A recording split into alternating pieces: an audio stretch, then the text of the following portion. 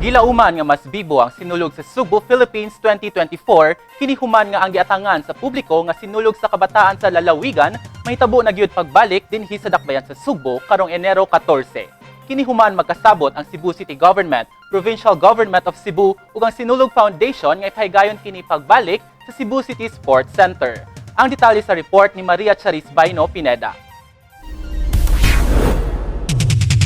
Nagkahiusa og nagkasabot na gyud ang mga kadagkuan sa Cebu City Government, Cebu Provincial Government ug ang Sinulog Foundation nga ibalik na sa naandan nga Cebu City Sports Center ang gikahinaman sa tanan nga sinulog sa kabataan sa lalawigan nga mahitabo karong Enero 14 ning tuig. Gani agi og pagpangandam, subsub na ang gihimo nga pagmontar og stage, pag-repair sa minor damages sa grandstand sa sports center, diin ipahigayon ang performance sa musalmot nga contingents.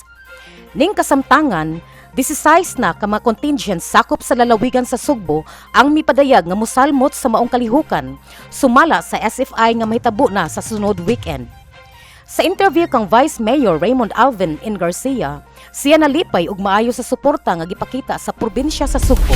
Wa gyud balibad ingon din si Governor Gwen nga iyang gitawagan ang mga choreographers, iyang gitawagan ang mga mayors through Board Member Red Duterte and informed them that ang sinulog sa lalawigan will be on the 14th, which is a Sunday. And now, based sa among meeting yesterday, everybody is on the go. We have already 17 contingents who will participate sa sinulog sa lalawigan.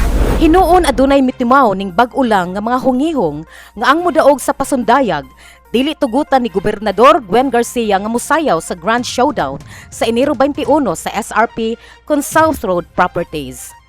Bisan og dismayado ang mayor, apan siya malaumon nga mausab pa ang desisyon sa provincial government.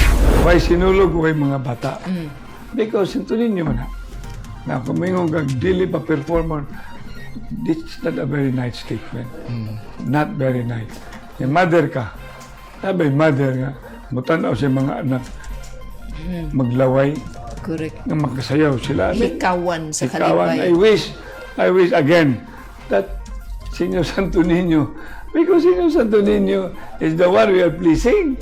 Is that my krama? Yes. It's not the governor. This is an offer to This the is an Santo Niño. offering. Muna nga, I wish this matter, ilaman na, pero maluoy ko sa mga bata.